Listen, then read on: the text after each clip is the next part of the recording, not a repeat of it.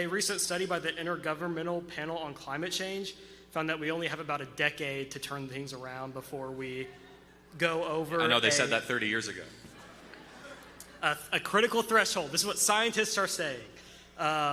So They've Trump, never been wrong. Just wear the mask in the shower, right? Yeah. Trump says, drill, baby, drill. Harris supported the Green New Deal and helped pass the Inflation Reduction Act. Why is Trump's opinion better on this issue? So I'll tell you why. I think climate change does not rank as a top 100 issue for Americans today. I think, and here's why. Here's why. Before I get into actually just a little bit of history here, I'm in a little bit of a historical mood today.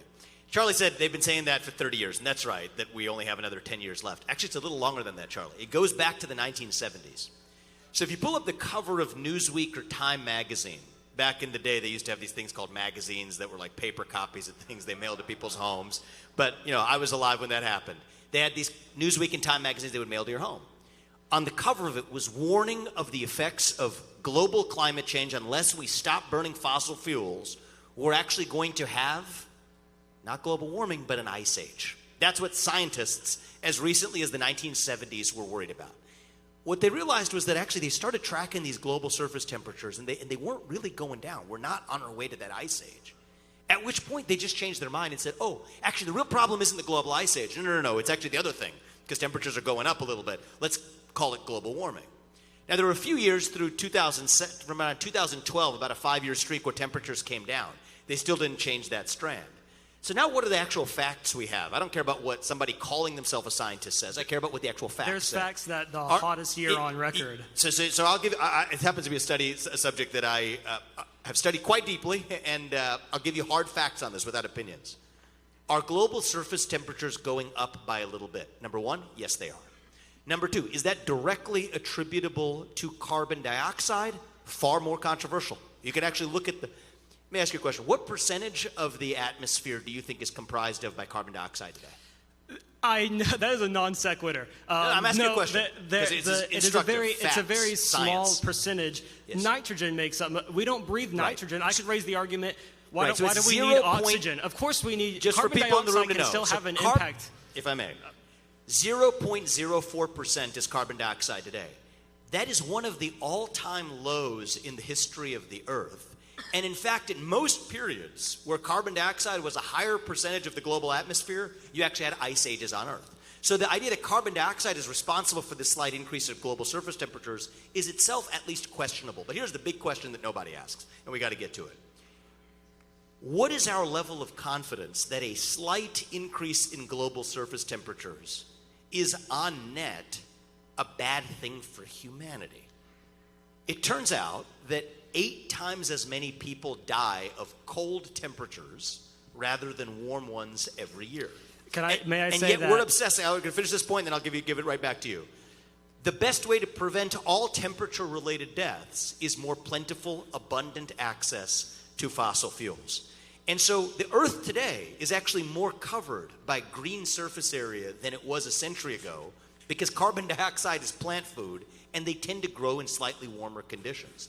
So I think the evidence actually, if you had to pick, is stronger to suggest that on balance, a slight increase in global surface temperatures, which is exactly what we're experiencing, is actually on net a positive for humanity, rather than the thing that's killed more human beings throughout human history, which are global ice ages, which is exactly what they worried about in the 1970s. So on the back of that evidence to say somehow we got to stop burning fossil fuels when actually more people are dying of bad climate change policies than are dying of climate change itself, I think is asinine, and I think it is anti-human, and I think it is going to result in the degradation of the West as we ship those same fossil fuels to places like China in the name of stopping global warming, as the same people who oppose fossil fuels are also opposing nuclear energy, the greatest form of energy production that's carbon-free known to mankind.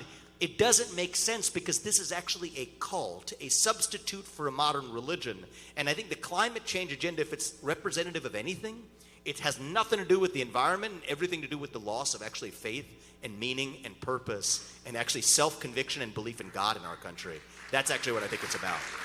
I think that you have taken this question on a completely other like side of the the AMOC, in the Atlantic is, scientists are now saying that it is struggling and may collapse within the next few years, which will bring cold temperatures to the northern Europe. So, as you argued that cold temperatures are worse for humans than warm temperatures, heating up of the Earth will bring warm temperatures to Europe. That will surely degrade the West. I don't see how you're saying that climate change is not real. I mean, like, what Climate change real... is real. It's been real since the start of the Earth. Climate change has existed as long as the Earth has existed.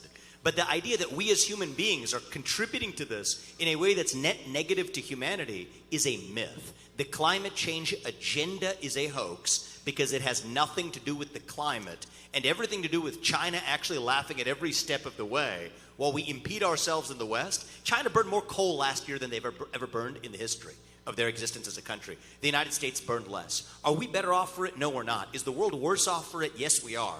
Not only because China's catching up to the United States, but actually, in the name of this climate agenda, we forget about actually what I think we should care about, which is clean air and clean water. And China's coal is actually far more dirtier for the air than even that which we burn in the United States. So the whole thing fails at every level. And what it is you got a modern Joan of Arc figure, I guess they call her Greta Thunberg, that is offering a substitute for religion that we've lost. And I do think that when you stop believing in your nation, you start pledging allegiance to new movements or flags instead.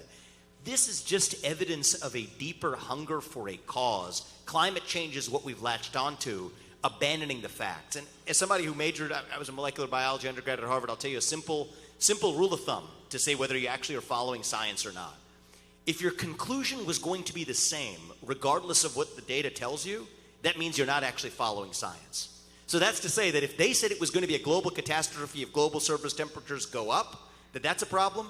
But then they discover the risk might be that global surface temperatures would go down, and that's a problem. It means that the data didn't matter to them in the first place. It was a separate agenda that they were using the data as a smokescreen to push, and that's exactly what's happening with the modern climate agenda.